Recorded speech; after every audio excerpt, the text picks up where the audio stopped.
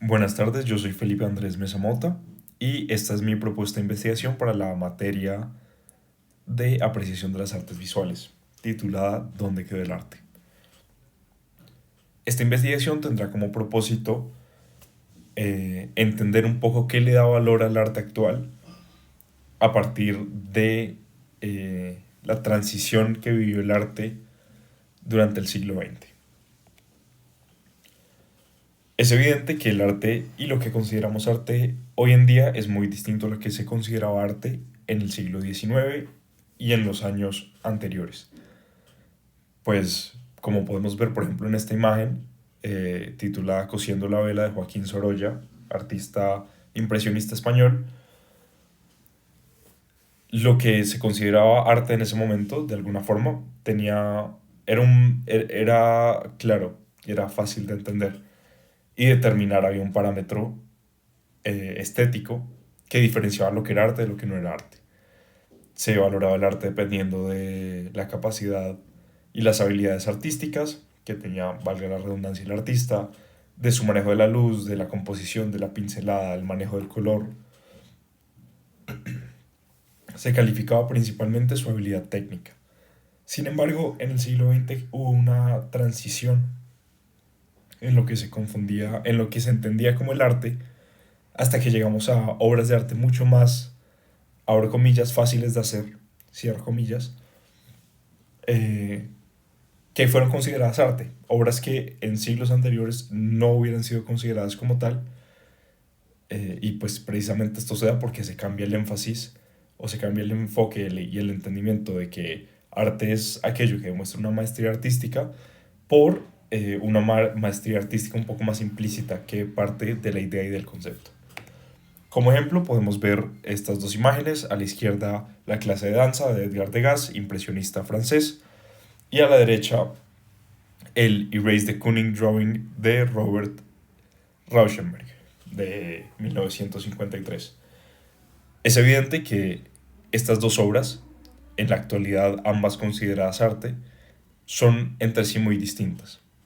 Y si bien la clase de danza se consideró arte en el siglo XIX, se consideró arte en el siglo XX y se considera arte actualmente, el Erased de Rauschenberg se considera arte actualmente, se consideró arte a mediados del siglo XX, pero en el siglo XIX no hubiera sido considerado arte.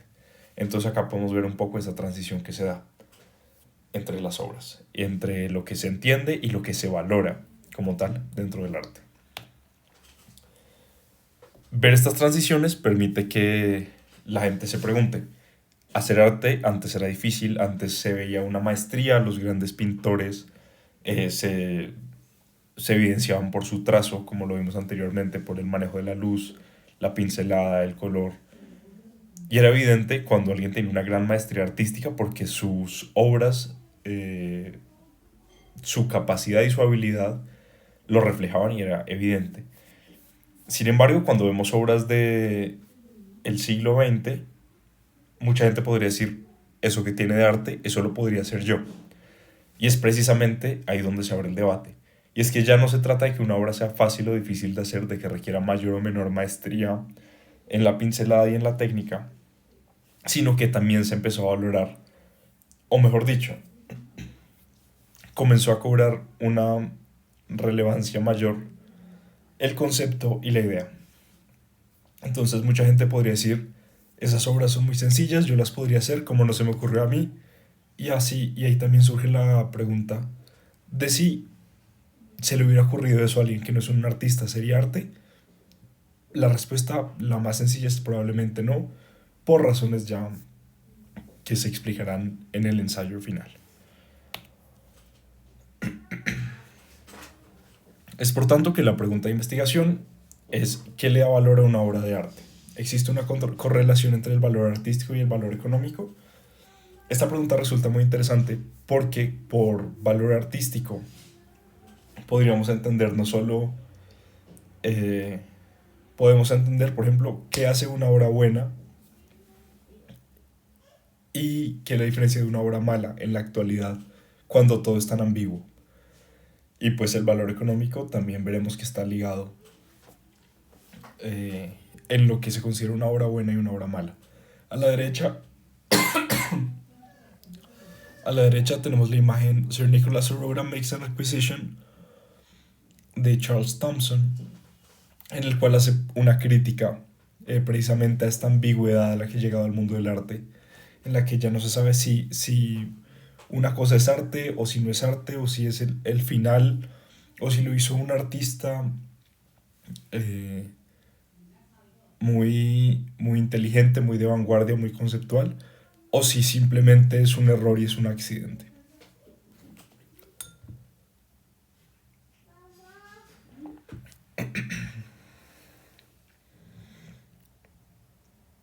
La hipótesis entonces es la siguiente.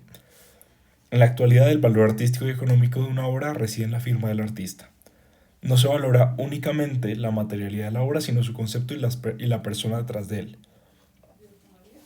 Esto nos permite llegar a los siguientes enunciados. Arte es lo que hace un artista y es artista quien vende su obra.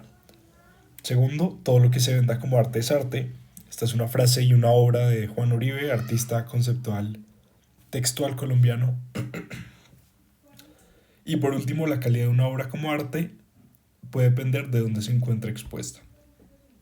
A la izquierda tenemos la muy icónica fuente de Marcel Duchamp, que empieza esta revolución y esta conceptualización del arte en 1917.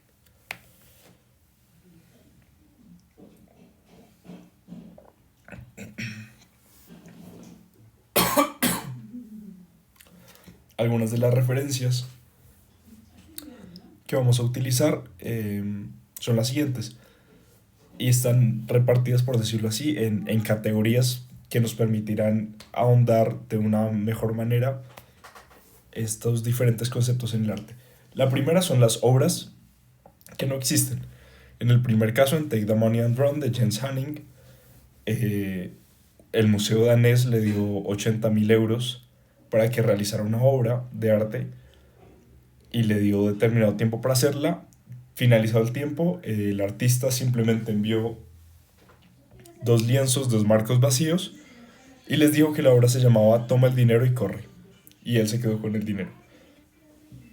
La segunda obra, en la parte inferior, es Buda in Contemplazione 2021 del artista italiano Salvatore Garau, escultor de por sí reconocido y que ha vendido varias de sus obras.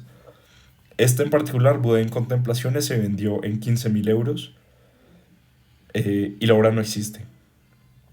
La escultura está hecha de aire y de condensación de pensamientos, pero no existe como tal. Entonces, por un lado, ¿qué hace que Salvatore Garau pueda venderla nada en 15.000 euros? Esta es una pregunta. En el segundo caso podemos hablar de la reproductibilidad de la obra.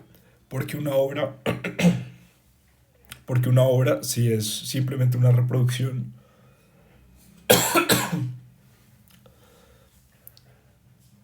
porque una obra, si es simplemente una reproducción, si es simplemente una litografía o una serigrafía, si es simplemente la copia de la firma de Quintín Lame, ¿qué hace que eso tenga valor? Entonces, para esto vamos a analizar, por ejemplo, la obra de Beatriz González, la obra de Antonio Caro, y tenemos también esta maravillosa referencia, Fragmentos de firma para vender por centímetro, de Luis Kamnitzer, que reafirma que en la actualidad se ha distorsionado tanto lo que es arte, que pareciera que lo más importante en la obra de arte es quien lo está firmando. Y por último tenemos estos referentes clásicos eh, del siglo XX, de cuando estaba empezando o cogiendo fuerza el arte conceptual, entre los cuales se encuentra Mierda de artista de Piero Manzoni, Una y tres sillas de Joseph Kosuth y An Oak Tree de Michael Craig Green. La primera de estas obras consiste en, como es evidente, Mierda de artista enlatada, firmada por Manzoni. La segunda obra consiste en una fotografía de una silla, la silla y una definición de lo que es una silla. Y la tercera es una pequeña repisa de cristal con un vaso de vidrio lleno de agua a 2 metros de altura y un texto que dice que eso no es un vaso de agua, sino que eso es un árbol.